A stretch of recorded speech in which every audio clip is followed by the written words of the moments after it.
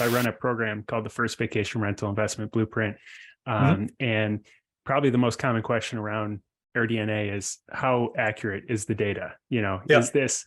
Is this something that I can bank on and Yeah. make an investing decision off of, or is it sort of just one data point and there's others that you recommend somebody cross compare it to?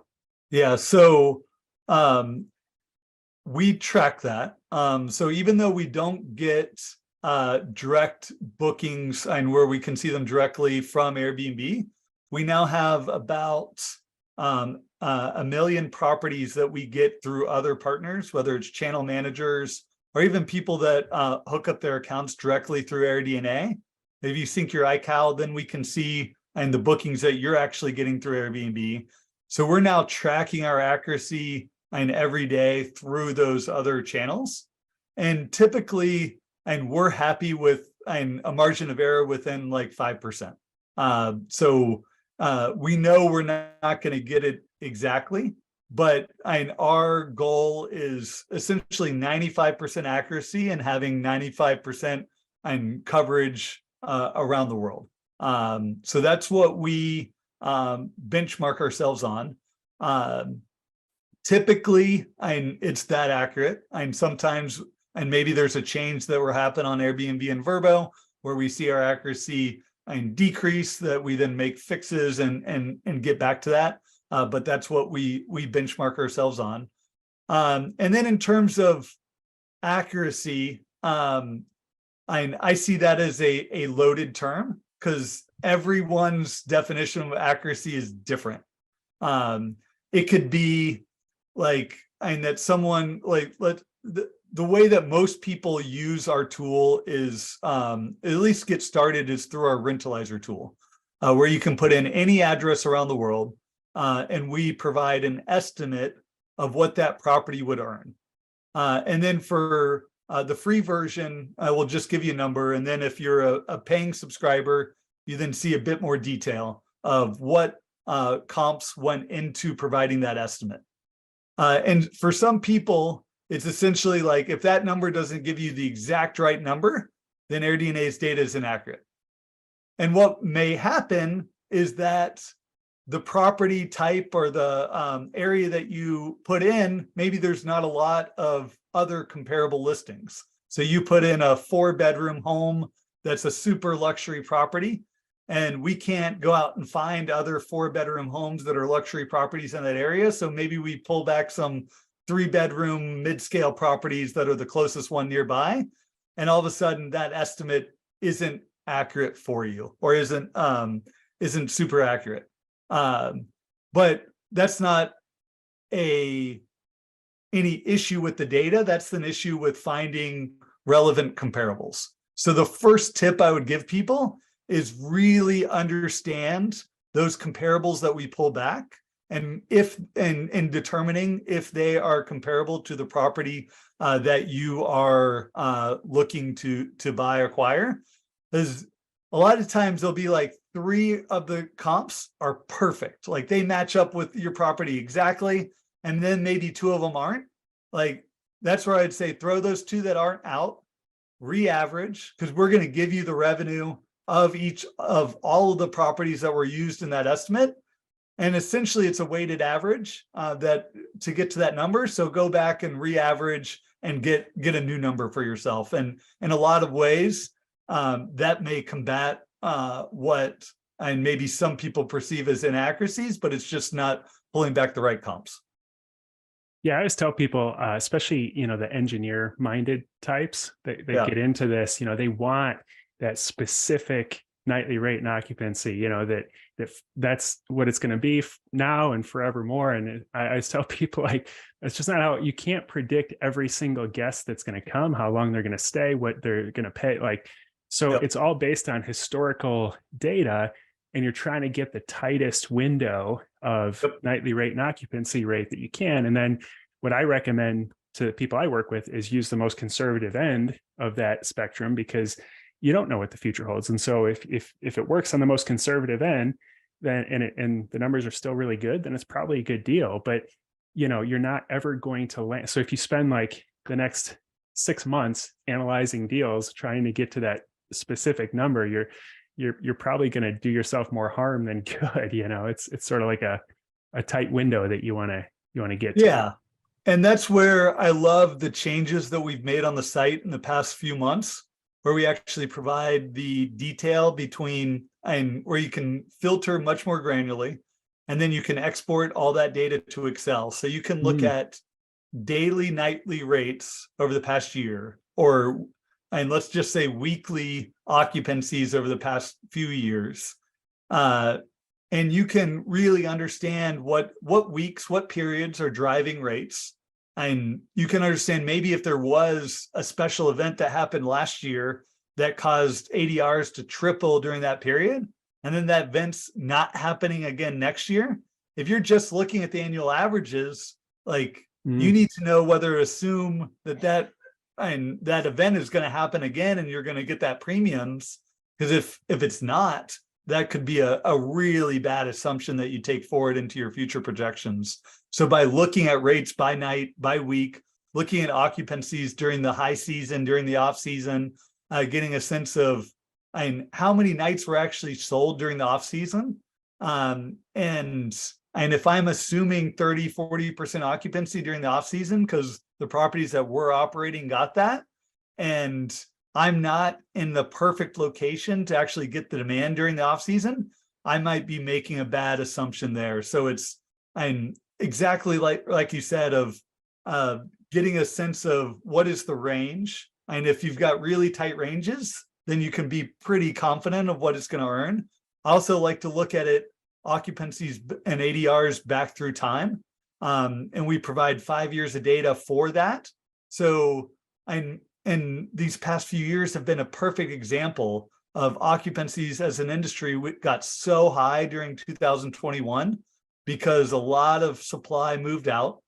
Demand came back really quickly after during the pandemic.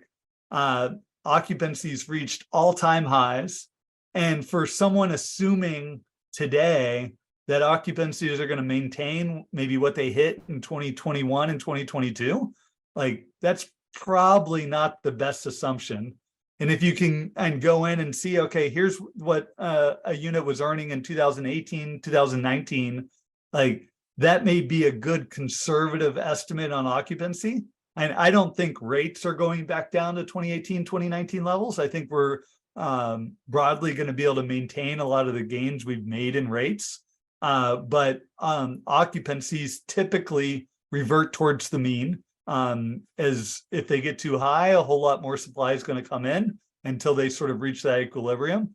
So I really like to go back and look through what was happening in each city during prior periods, and that can help you sort of triangulate what your property might earn out into the future.